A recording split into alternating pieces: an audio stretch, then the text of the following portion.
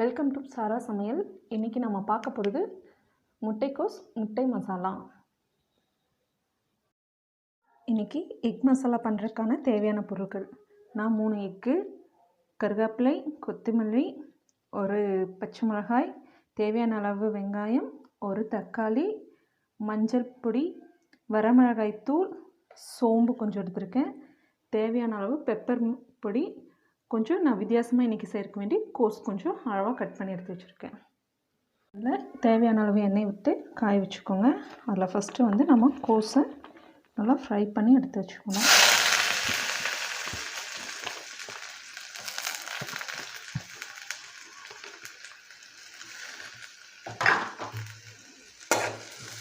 நல்லா ஒரு brown colour வர வரைக்கும் நல்லா வதக்கி எடுத்துக்கோங்க. லைட்டாக உப்பு ஆட் பண்ணிக்கோங்க. ஏன்னா கோஸில் கொஞ்சம் உப்பு இருந்தால் தான் நல்லாயிருக்கும்.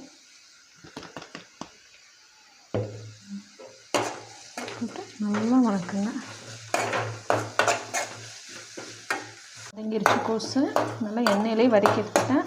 எடுத்து ஒரு கப்பில் நீங்கள் எடுத்து வச்சுக்கோங்க. எண்ணெய் வச்சு எடுத்து ஒரு சின்ன பவுல் எடுத்து வச்சுக்கோங்க. எடுத்து வச்ச கோஸில் அதே எண்ணெயில் நான் லைட்டாக சோம்பு ஆட் பண்ணிக்கிறேன். அதுக்கப்புறம் ஒரு பச்சை மிளகாய், கொஞ்சமாக ஆனியன், கருவேப்பிலை,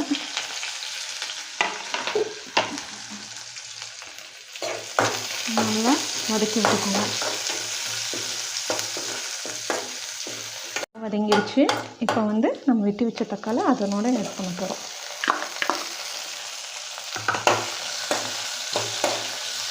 நல்லா பேஸ்டாக ஆயிடுச்சு. இப்போ இது கூட நாம் மஞ்சள் பொடி ஒரு 1/4 டீஸ்பூன், மிளகாய் பொடி தேவையான அளவு எடுத்துக்கோங்க. நான் கொஞ்சம் இதுக்கேண்டி எக் மசாலா நான் போட போகிறேன்.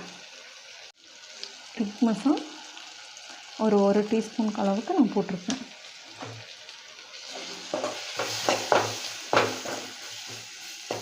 போட்டு நல்லா பரட்டிக்கோங்க.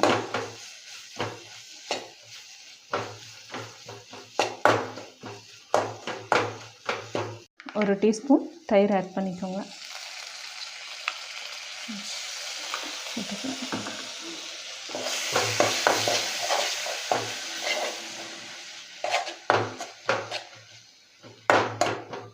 நல்லா பையி வரும். இது நல்லா கலக்கி விட்டு இது கூட நாம் வதக்கி வச்சு ஏற்கனவே பொரிச்செடுத்த கோஸை ஆட் பண்ண போகிறோம்.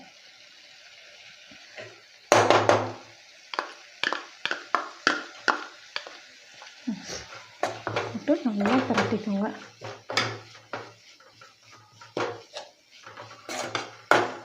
எல்லாம் போட்டோன்னு லாஸ்ட்டில் தேவையான அளவு உப்பு ஆட் பண்ணிக்கோங்க. அப்புறம் பெப்பர் எடுத்து வச்சுருக்கோம். 1 டீஸ்பூன் பெப்பரையும் நம்ம போட்டுரும்.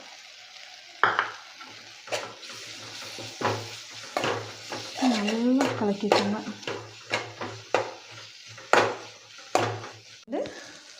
நல்லா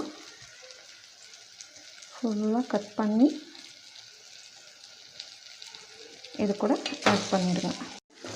நல்லா உடையாமல் பொறுமையாக அப்படியே பரட்டி வச்சுக்கோங்க. இப்போது முட்டைக்கோஸ் முட்டை மசாலா ரெடி. இப்போ இதுக்கு மேலே நம்ம லைட்டாக கொத்தமல்லியை தூவி விட்டு சர்வ் பண்ணலாம். சுவையான முட்டைக்கோஸ் முட்டை மசாலா ரெடி.